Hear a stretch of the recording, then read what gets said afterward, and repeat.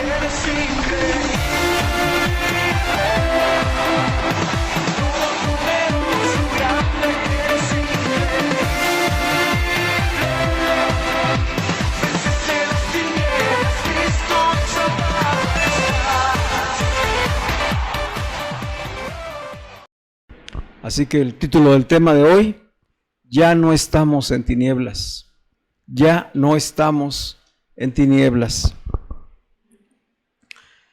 Nos habíamos quedado el domingo pasado en Juan capítulo 8, versículo 12, donde Jesús se revela. Él se da a conocer, dice quién es Él, quién es Dios. Y Él dice, habló Jesús diciendo, yo soy la luz del mundo. Yo soy la luz del mundo. El que me sigue no andará en tinieblas, sino que tendrá la luz de la vida. El que me sigue no andará en tinieblas. Entonces, el que no le sigue está en oscuridad, ¿verdad? El contraste es inmediato. Sí, el que me sigue no andará en tinieblas, sino que tendrá la luz de la vida. Quien está en tinieblas y en oscuridad no ha conocido a la luz de la vida. Y no está hablando de la vida terrenal, de la vida biológica, está hablando de la vida eterna, de la vida en el Espíritu. Quien no conoce esta revelación de Jesucristo, quien no le ha sido iluminado el entendimiento, no tiene la vida, no tiene vida en el Espíritu. Puede tener religión, pero no vida en el Espíritu. La religión no transforma a las personas, la religión no trae la luz de la vida a nosotros. Si nosotros hacemos de la vida cristiana una religión, la estamos desechando igual que todas las demás religiones. Y nos estamos perdiendo la oportunidad de la vida en Cristo. La luz representa pues la iluminación y la vida espiritual que Jesús trajo a la humanidad. Él la trajo para toda la humanidad hace 2000 años. Pero la luz es una metáfora que ilustra la vida, la verdad, el entendimiento, la sabiduría y la guía del Espíritu. Es decir, cuando Jesús está diciendo, yo soy la luz, Él está diciendo, yo soy la vida, yo soy la verdad, yo soy quien les alumbra el entendimiento, yo soy la sabiduría, yo soy el que los guía a través del Espíritu. Eso es lo que está en esa declaración de Jesús. Después en el capítulo 12 del mismo Evangelio de Juan, versículo 46, dijo Jesús, yo, la luz, he venido al mundo para que todo el que cree en mí no permanezca en tinieblas. Son palabras contundentes y reveladoras. Yo, la luz, la vida, la verdad, he venido al mundo para que todo el que cree en mí no permanezca en tinieblas. Así que, ¿cómo se sale de las tinieblas?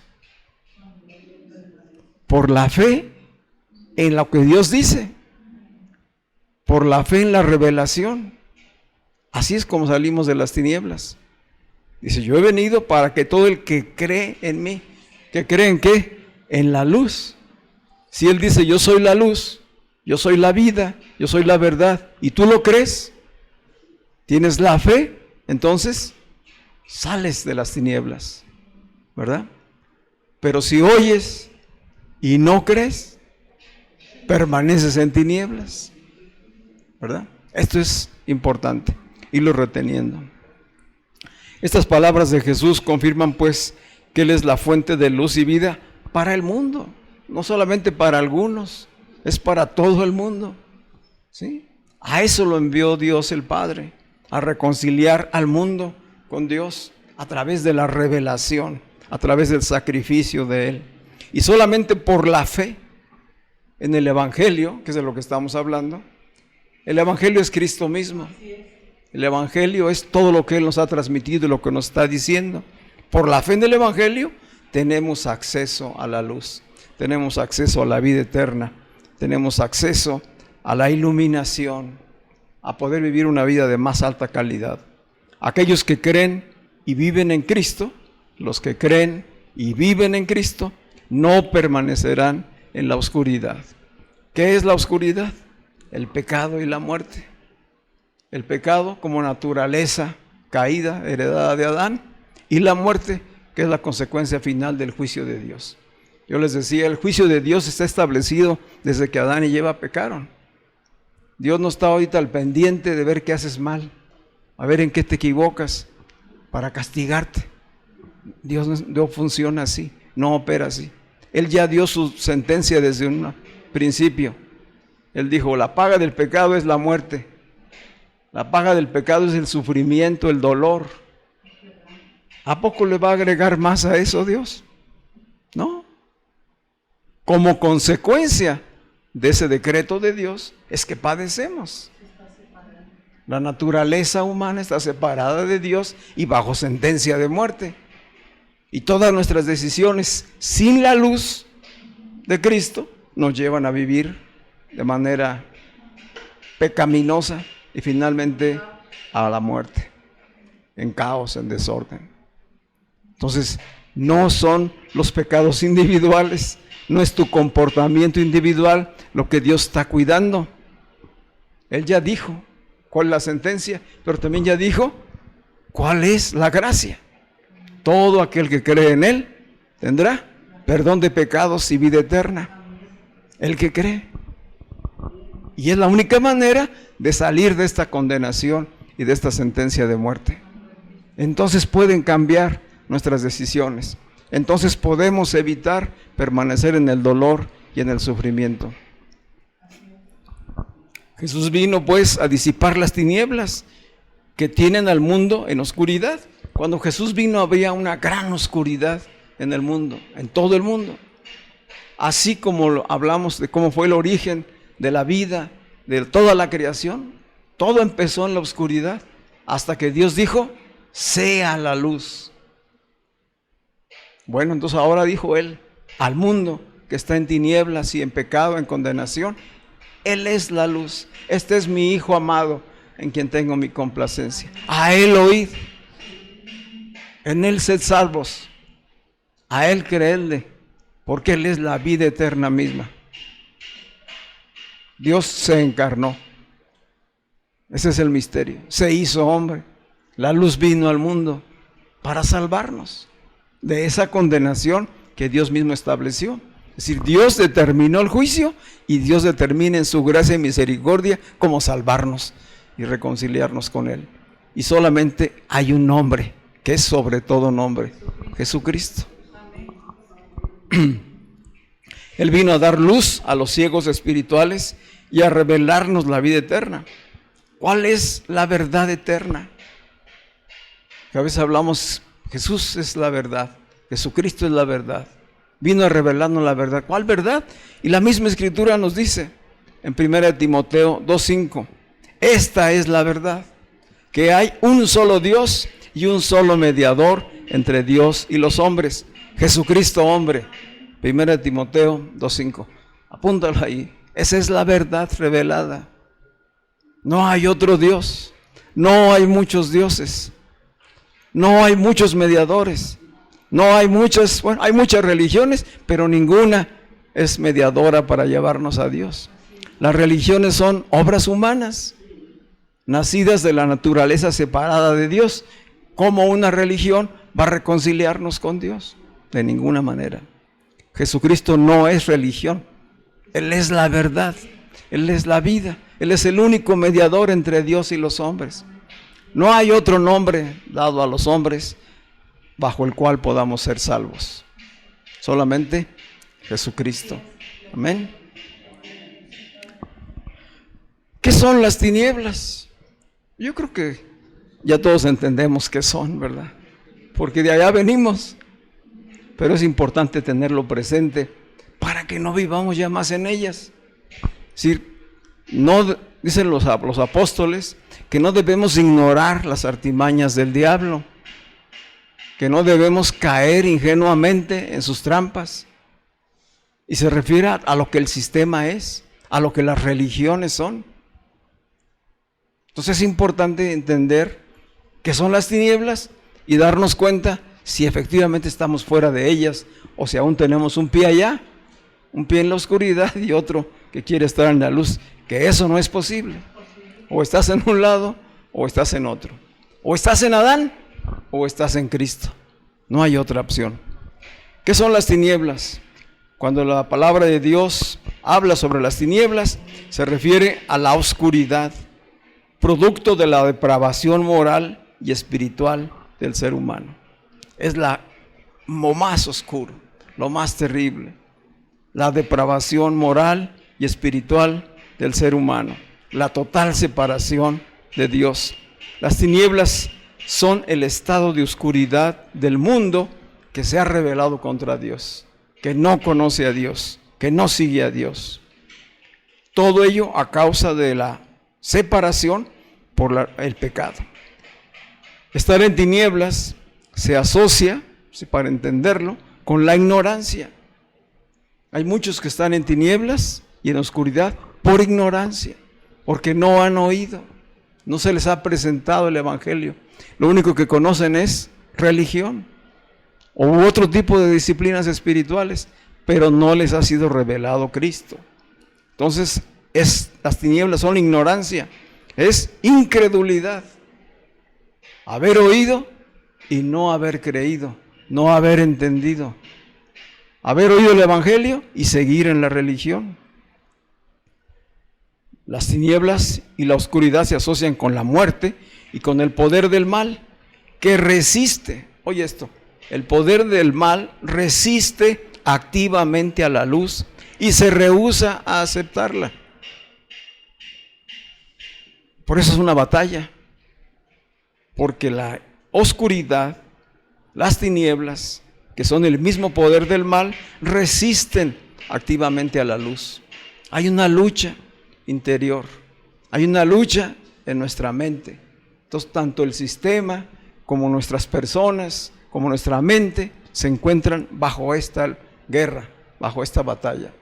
Y es importante, para poder vencer, tener el entendimiento de la revelación, estar bien iluminados en la luz y permanecer para ganar la batalla.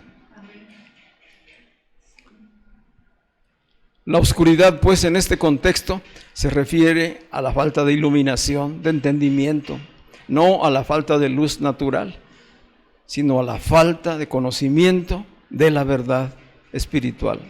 El apóstol Pablo dijo en la carta a los Romanos, capítulo 1, versículos 21 y 22, todo el inicio del capítulo 1 de la carta a los Romanos es una descripción que Pablo hizo para entender lo que era la oscuridad y que nos ubicáramos dónde estábamos y a dónde hemos sido llamados. Pero en el versículo 21 y 22 dice que las tinieblas son la condición de un corazón necio, un corazón que se resiste, un corazón endurecido, envanecido en sus razonamientos. Y así está mucho de la humanidad. Hoy en día, cada quien tiene su propia verdad. Ahora ya no hay ni se reconoce una verdad absoluta. Cada uno es libre de tener su propia verdad. Cada uno da su verdad de acuerdo a sus razonamientos. ¿Qué hace? ¿Cuál es el resultado de esto? Pues caos, individualismo, egoísmo y todo lo que escuchamos hoy de desastre que tiene que ver con este desorden del mundo es producto de seres humanos envanecidos en sus razonamientos y por lo tanto entenebrecidos, llenos de oscuridad, de tinieblas. Recordamos que en la carta a los Gálatas, Pablo hizo una lista amplia, no es la única, tanto en Romanos 13 como en Gálatas 5, Pablo hace una lista, que no la voy a leer toda ahorita, pero ustedes la pueden ver o se van a acordar de ella, de lo que son las obras de las tinieblas. ¿Qué son las obras de las tinieblas? Dice, son aquellas acciones que caracterizan a una vida dominada por los deseos de la carne, por el sistema del mundo. Y dijo Pablo, estas son las obras de la carne, que son manifiestas en adulterio, en fornicación, en inmundicia, en lascivia, en idolatría, en hechicerías, en enemistades, pleitos, celos, iras, contiendas, etc. La lista es larga. ¿De qué está hablando? De fruto de la naturaleza humana separada de Dios. Y que todo esto son decisiones que fluyen de la persona, del carácter de la persona, del espíritu que gobierna a la persona. Si la persona está sumida en oscuridad, no podemos esperar que dé frutos de luz. Si está en oscuridad, va a dar frutos de oscuridad, de tinieblas. Entonces, es clara la palabra de Dios en cuanto a qué cosa se refiere con toda la perversión del ser humano, hablando de la oscuridad y de las tinieblas. Así pues, las tinieblas son una oscuridad opresiva y terrible. Es una ausencia total de luz, una vida sin Cristo, cuyo fin es la destrucción y la muerte, aunque aparentemente pudieran sentir que están viviendo bien, materialmente hablando. O sea, porque hay quien piensa que eso resuelve su vida, pero en realidad la ha sumido más en la oscuridad. O sea, no son las riquezas sin Dios las que nos van a dar prosperidad y vida y bienestar, paz. La luz de Cristo en nosotros, más la prosperidad que viene de Él, allí sí. ¿Sí? Cuando Dios trae prosperidad, no añade tristeza, no añade maldición, ni caos, ni destrucción. Cuando la prosperidad viene de parte de Dios, nos edifica, nos bendice y nos lleva a bendecir a muchos más. Porque Él nos bendice para bendecir, no para que nos quedemos solamente con la bendición. Y esta palabra opresión es importante hoy entenderla. Estamos hablando de tinieblas, cuyo origen es la oscuridad y que producen en el ser humano opresión. ¿Qué es la opresión? ¿Y por qué aún los creyentes la padecen? Este es el punto. ¿Cómo es posible que creyentes que ya conocieron la verdad, que fueron llamados a salir de la religión, de pronto sigan viviendo en opresión, oprimidos? Esto habla de una prensa que exprime, de vidas angustiadas, encerradas, oprimidas, ¿verdad? Estrechas, que no pueden realmente disfrutar la vida. ¿Alguna vez han experimentado la opresión? Es pues la opresión, la acción de oprimir, de sofocar, de presionar, de someter a una voluntad, ya sea a una persona en lo individual, pero también a una familia. La opresión puede dominar a un ser en lo individual, puede oprimir a una familia o a una comunidad, incluida a una iglesia local. Puede haber iglesias locales bajo opresión, producto de las decisiones y prácticas de pecado de quienes están ahí, que no han entendido que ya salieron de las tinieblas, que la luz está en ellos. Entonces a veces puede ser toda una comunidad, a veces será una familia, a veces son vidas en lo individual. Pero esta opresión, este sofocamiento y sometimiento trae una barrera que dificulta comunicarse con Dios, comunicarse con los demás, poder tener comunión y compartir. No se puede desarrollar relaciones sanas cuando hay opresión. No se puede orar. A lo mejor se puede hablar algunas cosas, pero no orar. La misma opresión impide la capacidad de poderse comunicar con Dios. Se necesita la luz, la libertad del Espíritu. No hay lectura de la Biblia, no se lee la palabra. Hay una apatía para congregarse y finalmente hay una desesperanza. Es decir, va siendo gradual. Mientras la persona permite que la opresión se vaya adueñando de ella, va escalando las situaciones. Hace que se rompa la comunicación, lo aísla a la persona sigue cometiendo decisiones desde la oscuridad y entonces daña a los que están cerca. Y después esa familia se contamina con otras y así. La clave aquí es entender cuál es el origen. Decimos que viene el origen de la oscuridad, pero la opresión, a diferencia de la posesión, la opresión no es una posesión demoníaca, no es espíritus invadiendo el cuerpo o el ser de una familia, de una persona. La opresión es influencia externa, influencia del sistema, del mundo en el cual estamos, un sistema caído, y al cual no se le opuso resistencia, sino que se permitió que la influencia del mundo dominara a la persona. Esa es una causa. La otra es las malas decisiones. O sea, fuiste expuesto por la influencia a una tentación, tomaste una mala decisión y comenzaste a caer en la situación de opresión, ¿verdad? Entonces son dos cosas: el permitir que la influencia te domine, que no haya un gobierno desde el espíritu, y comenzar a tomar decisiones consecutivas en ese mismo rol. Es una vida pecaminosa y de caos.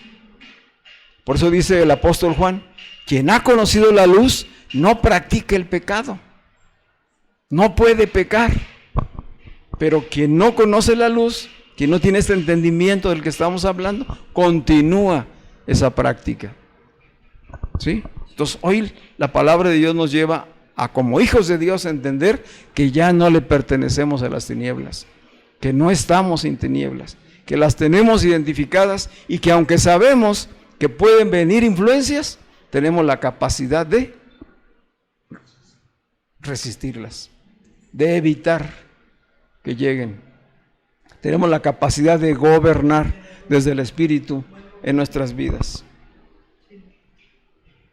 ¿Cómo se siente una persona o una familia que está atrapada en opresión? Pues así, atrapadas, indefensas, impotentes, angustiadas, en caos. ¿Cuántas veces han escuchado a alguien que dice: ya no hallo la puerta? Se viene una cosa tras otra, tras otra, tras otra. Enfermedad, problemas de finanzas, hijos en conflicto, divorcios, etcétera, etcétera. ¿Sí? Es decir, pareciera como que se le juntaron, como dicen, todas las pulgas al mismo perro. Que eso es lo peor, ¿verdad? Eso es terrible. Es un estado de opresión del que se puede salir cuando la luz del entendimiento de la palabra de Dios llega a tu vida. Y dices: yo no soy eso. Yo no soy oscuridad, yo no le pertenezco a las tinieblas, yo soy hijo de luz y voy a caminar bajo la luz del Espíritu. Así que estas dificultades hacen que la persona pierda totalmente la esperanza, y muchos de ellos pues caen en enfermedades mentales, como la depresión u otro tipo de problemas psicológicos que tienen a la persona anulada, incapacitada para prosperar. A veces, otra de las causas son cosas del pasado, y a veces no solamente del pasado personal, sino del pasado familiar.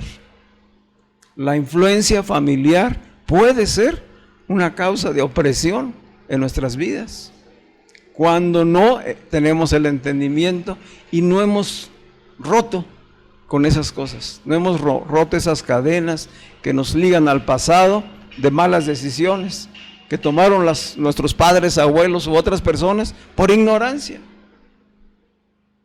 Cuando ya entendimos nosotros y rompemos esas cadenas, hay libertad y dejamos de cometer los mismos errores.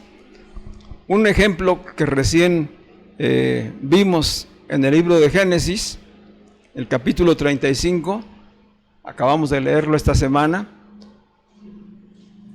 habla de Jacob. ¿Se acuerdan de la historia de Jacob?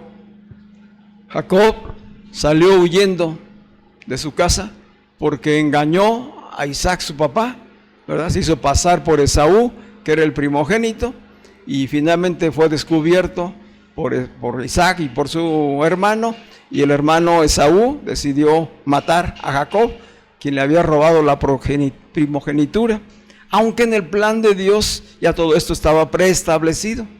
No las maneras en que iba a suceder, pero sí, desde que nacieron, ya Dios había dicho que el mayor serviría al menor. ¿verdad? Todavía no habían hecho ni bien ni mal y ya Dios había decidido quién iba a ser el heredero de la bendición. Pero como no tenemos la revelación completa a los hijos de Dios, sino que la revelación va siendo progresiva conforme vamos siendo iluminados y entendidos, pues Jacob y su mamá cometieron errores y finalmente pues Jacob huye y tiene que salir de su casa. Huyendo de su casa, tiene un encuentro con Dios, porque Dios así lo estableció, revelársele a él. Y antes de que llegue él a la casa de Labán, donde va a desarrollar esa etapa de su vida, ya hizo un compromiso ahí Jacob. De acuerdo al sueño que tuvo, él tuvo la revelación de Dios en el sueño y dice, bueno, pues si Dios me protege, si me hace prosperar y me hace regresar a mi casa, Él será mi Dios. El Dios de Abraham, el Dios de Isaac será mi Dios y a Él le daré los diezmos de todo lo que me bendiga. Y se va, y bueno, con muchas dificultades y muchas situaciones que él pasó allá, ¿verdad? Que no le dieron a la esposa que él quería, le dieron a la hermana, que era la mayor, y otra serie de sucesos. Es decir, Labán fue más astuto que Jacob y lo anduvo engañando, ¿no? Cuando Jacob precisamente significa el engañador. Sin embargo, él padece, pasa muchos años por allá y luego decide ya finalmente, ya con hijos, con esposas, con concubinas, quiere regresar a la tierra prometida porque ya Dios le volvió a hablar de que es el tiempo de regresar. ¿Y qué sucede cuando va a regresar? Pues que antes de salir, Rebeca toma los ídolos de su papá y los esconde allí en el camello donde van a marchar, ¿verdad? Entonces Labán los persigue porque pues se fueron sin pedirle permiso y se llevaron los ganados, se llevaron los hijos, los nietos, se fueron las hijas, etcétera. Y entonces va y los persigue. Y cuando los alcanza, ¿verdad? Pues una de las cosas que les reclama es los ídolos. Me robaron mis dioses, me robaron mis ídolos. Y dice Jacob, bueno, busca entre todos nosotros. Y al que se los halles, que muera. El que los escondió, que muera. Y Labán, pues buscó y no los encontró. Porque Rebeca se sentó en el camello y no se levantó de ahí para que su papá no esculcara ahí en los aparejos del animal, ¿verdad? De tal manera, pues, que Rebeca se va con Jacob y se lleva los ídolos de su padre. Es a lo que voy. Es decir, si ya Dios los había llamado a salir de aquella situación y tenía preparado para ellos, o sea, el camino de prosperidad a la tierra prometida, esto no lo entendió Rebeca. No entendió que esto era totalmente nuevo. Y le siguió dando valor a los ídolos del padre. Y se los robó y se los trajo. ¿Cuántas cosas llegamos a hacer así? Consciente o inconscientemente. Traernos cosas del pasado que vamos arrastrando en las familias durante el presente. Y aunque hoy vamos conociendo la palabra de Dios y vamos teniendo entendimiento de la revelación, a lo mejor muchas cosas todavía están por ahí guardadas en nuestro corazón, en nuestros recuerdos, y vienen en momentos inadecuados a nuestras vidas. Y muchas veces determinan la manera en que tomamos nuestras decisiones. Entonces, una nueva vida, para que comience una nueva vida, hay que dejar atrás todo lo viejo. Hay que despojarse de todo lo anterior. Religión, ignorancia, idolatría, etcétera. Todo ha de quedar atrás. Malas decisiones. Todo lo que sea oscuridad debe quedar fuera. Dice la palabra de Dios que cuando ya Jacob llamó a hacer una purificación y una santificación, dice que le entregaron a él, no solamente Rebeca, todos los que iban acompañándolo entre sus concubinas, sus hijos, sus siervos y siervas, un montón de cosas que tenían que ver con la idolatría. Dice que todo lo juntó y lo sepultó y lo enterró. Y ahí lo dejó, debajo de una encina. ¿Qué tenemos que hacer? Con el pasado, con la historia de ignorancia, de incredulidad, todo lo que sea oscuridad, Pues a la oscuridad hay que sepultarlo para poder avanzar en la luz. ¿Queda claro? La cuestión es pues que el día de hoy la ceguera espiritual y la opresión son un mal de nuestro tiempo. Muchas son las familias, las comunidades, las naciones que viven bajo esta oscuridad sin conocer la luz. Y Jesús ya vino, ya se reveló, ya se dio a conocer, pero muchos no conocen, no han oído, o si han oído, no han creído, porque lo han confundido con religión. Piensan que es religión y nada tiene que ver con eso. Dice Juan capítulo 3, versículo 19, y este es el juicio, que la luz vino al mundo. Amén. Ya la luz vino. Y los hombres amaron más las tinieblas que la luz. La luz ya vino, pero los hombres amaron más las tinieblas que la luz, pues sus acciones eran malas. Es decir, ¿en dónde quedó la decisión? O sea, la luz vino, se reveló, se dio a conocer, pero lo rechazaron. Rechazaron la luz.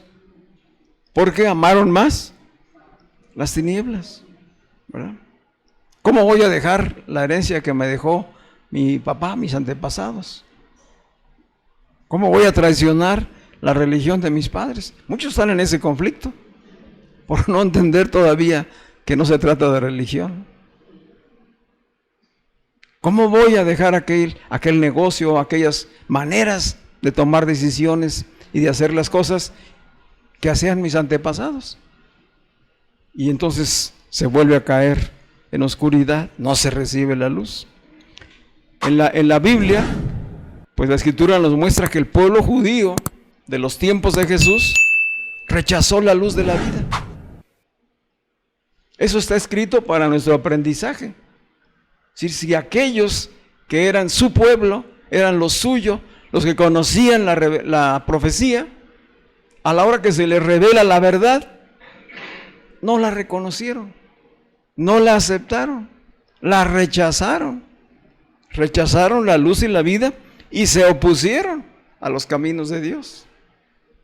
Lo persiguieron hasta que finalmente lo llevaron a la cruz. Todo dentro del plan de Dios, pero esto no desconoce que los religiosos, ¿verdad?, rechazaron la luz, rechazaron la vida a causa de su ceguera espiritual y su dureza de corazón. No recibieron la revelación de la luz. Digo, a pesar de conocer la Escritura, y no pudieron ver en Jesús la luz, la verdad y la vida, que Él la estaba dando a conocer. Dice la profecía en Isaías 42, versículos 6 y 7. Isaías 42, 6, 7. Dice, yo, Jehová, te he llamado en justicia y te sostendré por la mano. Te guardaré y te pondré por pacto al pueblo. ¿Qué iba a hacer Dios? Poner a Cristo por pacto al pueblo. Nuevo pacto. Todos los demás quedaban anulados. Dice la profecía, te pondré por pacto al pueblo y por luz de las naciones. Versículo 7, para que abras los ojos de los ciegos, para que saques de la cárcel a los presos y de casas de prisión a los que moran en tinieblas. ¿Cómo son las vidas de los que moran en tinieblas? Son casas de prisión, son casas de opresión. La gente vive como presa, vive en oscuridad, vive con ceguera espiritual. Y Cristo fue enviado para hacernos libres de esto. Y se cumplió. La profecía se cumplió totalmente y no lo vieron. La verdad fue revelada y no la conocieron. Hoy está siendo nuevamente revelada esta verdad a través del Evangelio, a través de la iglesia. Hoy es la iglesia quien ha de dar a conocer esta luz. La verdad revelada está en el Evangelio de Cristo, está escrito en la palabra de Dios para que no permanezcamos en ceguera ni en opresión. Jesús llamó a los líderes religiosos allí en Mateo capítulo 15, versículo 14, les dijo, ciegos que guían a otros ciegos. Dijo a sus discípulos: déjenlos a los fariseos. Ellos son ciegos, guías de ciegos, y si el ciego guía al ciego, ambos caerán en el hoyo. Ciegos espiritualmente. Eran líderes sin revelación, sin entendimiento, con el velo de la religión que les impedía ver y comprender la verdad. Este sigue siendo un gran peligro el día de hoy. El gran peligro es el velo de la religión.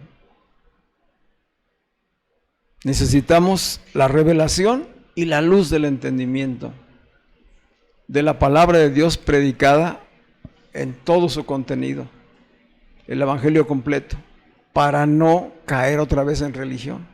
No pensar que la vida evangélica va a consistir ahora en una nueva religión. Nada tiene que ver con eso. Se trata de la vida en el Espíritu. Se trata de la vida eterna. Se trata de la revelación de la luz a nuestras vidas, para que ya no caminemos más en oscuridad.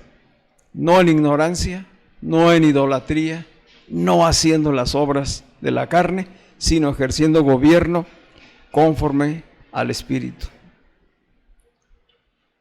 ¿Cómo podemos superar toda esta presión y ceguera espiritual? Pues la única manera de salir es en arrepentimiento y fe, como lo enseñó Jesús. La única manera de salir de la oscuridad y de las tinieblas es con el arrepentimiento y la fe en la palabra de Dios. Un cambio de pensamiento, un cambio de vida por haber creído en el Evangelio, en la palabra de Dios. Dice Marcos capítulo 1, versículo 15. Decía Jesús: el tiempo se ha cumplido y el reino de Dios se ha acercado. Arrepiéntanse y crean en el Evangelio. Este es el mensaje de Jesucristo. No hay otro. Arrepiéntanse y crean. Cambien su manera de pensar. Es lo que quiere decir la palabra arrepentimiento. Cambien su manera de pensar. Descubran que todo lo anterior fueron sombras. Todo lo que conoció Israel, toda la práctica que tuvieron en el tabernáculo y los altares que hacían para los sacrificios, fueron sombras, fueron figuras que anunciaban a la verdad que iba a venir. Hoy la verdad ya vino, y la verdad se llama Jesucristo. Él lo reveló. Yo soy el camino, la verdad y la vida. Yo soy la verdad. Todo lo que se anunció allá eran sombras, eran figuras. Hoy la verdad está presente. Y hoy está presente para nuestras vidas. Amén. Solamente recibiéndole a Él se supera la ceguera espiritual. Y como una prueba de ello, Jesús hizo varios milagros sanando a los ciegos, para que viéramos que en Él estaba el poder de traer luz y vida a los seres humanos, ¿verdad? Dice que primeramente le llevaron a un hombre que estaba ciego, lo pusieron delante de él y con saliva y lodo le limpió los ojos y lo mandó a que se lavara, ¿verdad? Y finalmente este hombre pudo ver. Pero hay 4 o 5 milagros en los evangelios, ahorita ya no podemos entrar a ellos, pero en cada uno de ellos hay una manera especial como Dios trata con cada uno de ellos. Con Bartimeo, con este ciego que le llevaron, con el ciego del evangelio de Juan, que decían que era ciego desde nacimiento. Con cada uno de ellos Jesucristo trató. ¿Y qué hizo? Les reveló la luz, les dio nueva vida. Dejaron su vida de miseria y de oscuridad para caminar en una vida próspera, guiados por la verdad que es Cristo. A eso nos ha llamado a cada uno de nosotros. Un ejemplo muy tremendo que casi todos hemos escuchado y ya visto es el caso del apóstol Pablo. El apóstol Pablo entra en la categoría de esos fariseos que estaban en oscuridad, que estaban en la religión, que perseguían a Jesucristo y que luego persiguieron a la iglesia. Y en un momento en que Pablo está persiguiendo precisamente a los primeros creyentes, Jesús resucitado se le revela, se le manifiesta a él. Y en ese encuentro, Pablo queda ciego, totalmente en oscuras. 3 días dice que estuvo en total oscuridad. Y en esos 3 días, él estuvo orando, buscando de Dios. Y dice la Escritura que Dios envió a Ananías, un siervo que vivía en la región de Damasco, se le revela a él y lo envía. Dice el libro de los Hechos, Hechos capítulo 9, versículo 17, se los leo rápidamente. Dice: fue Ananías y entró en la casa donde estaba Pablo, puso las manos sobre él y le dijo: hermano Saulo, el Señor Jesús, que se te apareció en el camino por donde venías, me ha enviado para que recibas la vista. ¿Qué quiere Dios que hagamos hacer en nosotros? Que recibamos la vista. Me ha enviado para que recibas la vista y seas lleno del Espíritu Santo. Dos cosas que hoy necesitamos nosotros: ver la luz en Cristo y ser llenos de su Espíritu en nosotros. Dice: al momento se le cayeron de los ojos como escamas y recibió al instante la vista y levantándose fue bautizado. Alguien que estaba totalmente en oscuridad y en tinieblas, Dios lo saca de allí. Es decir, no importa de qué calidad, de qué condiciones haya sido tu pasado, qué tan terrible haya sido lo que quedó atrás. Si ya veniste a la luz de la revelación en Cristo, tú estás hoy en la luz y puedes ser lleno del Espíritu Santo para permanecer. ¿Cómo somos llenos del Espíritu Santo? Por la palabra. Por la palabra. No es algo que mágicamente va a llegar así y te va a hacer estremecer y hasta... No. Es oyendo la palabra revelada y por la fe que el mismo Espíritu nos da, creyéndola para que te llenes y te confirme que ya no estás en tinieblas, que estamos en la luz. Amén. Amén. Dice Pablo, después de que lo dejaron finalmente ya viendo, dice: Dios, que mandó que de las tinieblas resplandeciera la luz, es el que resplandeció en nuestros corazones para iluminación del conocimiento de la gloria de Dios en la faz de Jesucristo. Segunda de Corintios 4:6. Él mandó que de las tinieblas resplandeciera la luz. Cuando en el principio de la creación Él dijo: sea la luz. Igualmente lo ha hecho en nuestras vidas. Él ha mandado que resplandezca la luz en nuestros corazones para que se ilumine nuestro entendimiento y podamos ver la gloria de Dios en la faz, en la rostro de Jesucristo. Amén. Ya no estamos en tinieblas. Jesucristo es la luz que nos engendró para salvación y nos trasladó de la oscuridad a la luz, del pecado a la vida eterna. Somos salvos en Cristo. Si no hemos creído en la luz, pues permanecemos en tinieblas.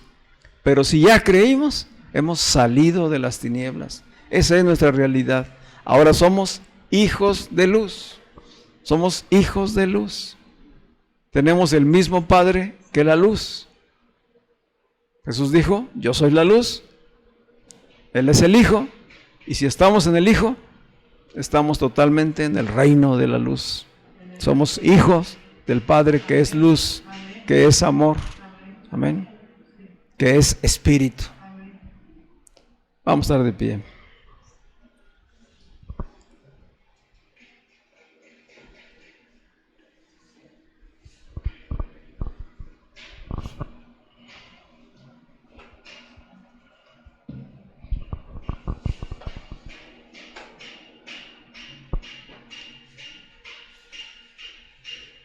La luz de la vida, que es Cristo, llega a nosotros en un acto de gracia. No es por nuestro comportamiento, no es por nuestros méritos o esfuerzos, es porque Dios te eligió. Es porque Dios te eligió. Todo aquel que tiene la oportunidad de oír el Evangelio es porque Dios lo eligió para oír. Y Él va a poner su propio espíritu para creer. De tal manera que la fe no es un esfuerzo mental en nosotros, no es una obra humana, sino tenemos que desgastarnos diciendo: pues necesito crecer en la fe, necesito hacer cosas para tener más fe, necesito hacer, ayunos, mandamientos, cosas. No. ¿Qué necesitas? someterte a Dios, humillarte delante de Dios y decir, reconozco que me he equivocado, reconozco, como dijo Pablo, que estaba haciendo las cosas mal, persiguiendo a aquellos que yo creía, ¿verdad?, que debía de perseguir. Sé que estoy equivocado, sé que estuve equivocado. Ahora veo. ¿Qué dijo Job? Las mismas palabras. Antes de oídas te conocía, pero ahora mis ojos te ven. ¿Qué sucedió? Pues que Dios le abrió el entendimiento, llegó la luz. Y así podemos seguir hablando de ejemplos. Sansón, que había sido escogido por Dios y que fue enviado para cumplir una misión, cayó bajo la influencia del sistema de su tiempo. Y no una mujer, muchas mujeres lo trastornaron, pero una sobre todo. Y finalmente lo llevó a que le sacaran los ojos. ¿Por qué los ojos? ¿Te has preguntado? ¿Cómo llegó la lascivia a Sansón? Por los ojos, ¿verdad? Entonces finalmente le sacaron los ojos. Y ciego, pudo ver todo lo que Dios tenía para él, todo el propósito y la misión. ¿Y qué hizo? Humillarse delante de Dios y decir, aunque me cueste la vida, voy a cumplir con lo que Dios me mandó a hacer. Y así cumplió la misión. Le costó la vida, ¿verdad? Porque a la hora que se destruyó el templo ahí de los filisteos, pues le cayeron todas las rocas encima a él. Pero se cumplió la misión. ¿Cuánto más nosotros necesitaremos? ¿O por qué cosas tendremos que pasar? No es por obras, vuelvo a explicarlo. Es decir, no es porque tengamos que hacer cosas, pero sí tenemos que rendirnos, sí tenemos que humillarnos delante de Dios y recibir su gracia, su favor y la fe para que la luz permanezca en nosotros. Y de esa situación de humillación nos levantemos como hijos de luz, en victoria, ¿verdad? Y decir, tengo la capacidad de gobierno en mi espíritu para resistir toda acechanza del maligno. Él no puede hacer nada contra nosotros. Ya las tinieblas no tienen poder contra nosotros. La oscuridad no tiene dominio sobre nosotros, porque estamos en la luz. Somos hijos de la luz. Amén. Él nos ha dado la victoria y en Él somos más que vencedores.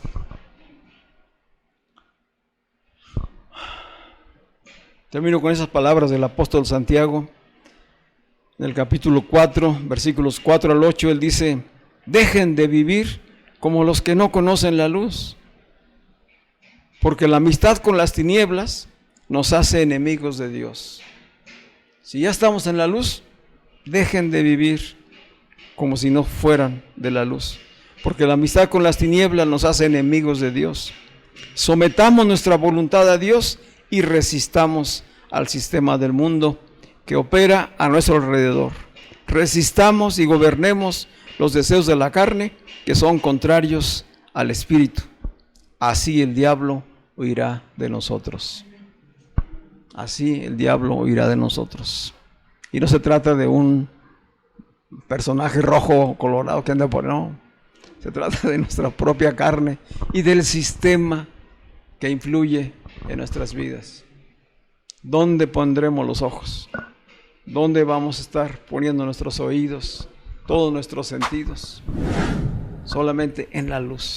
Amén. Somos hijos de luz. Cierra tus ojos.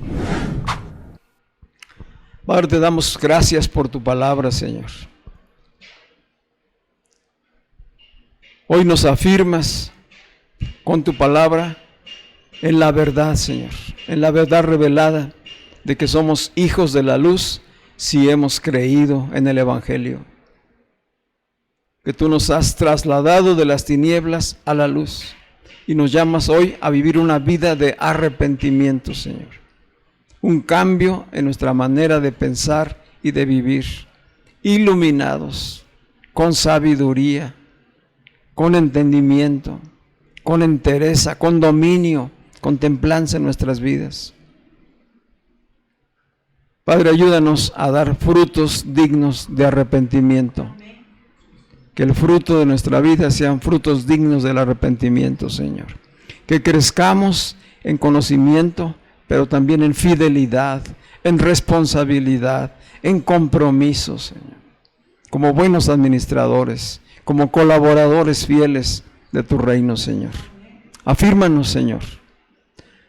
Padre, y esta semana que tenemos por delante, en estos tiempos personales de oración, revélanos a cada uno, Señor, si aún hay áreas en nuestro pasado, en nuestra vida, cosas que muchas veces están en el inconsciente, revélanos, Señor.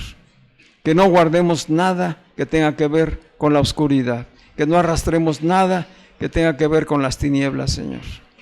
Rompemos todo yugo con las cosas del pasado, con las cosas que tienen que ver con la oscuridad y las tinieblas, y nos extendemos a vivir en la luz, donde tú habitas, Señor. Llénanos de tu Espíritu, Señor, que la palabra que hemos recibido sea abundante en nosotros, la retengamos, permanezca, Señor, y dé fruto al 30, al 60 y al 100 por uno, en el nombre de Cristo Jesús. Amén y amén.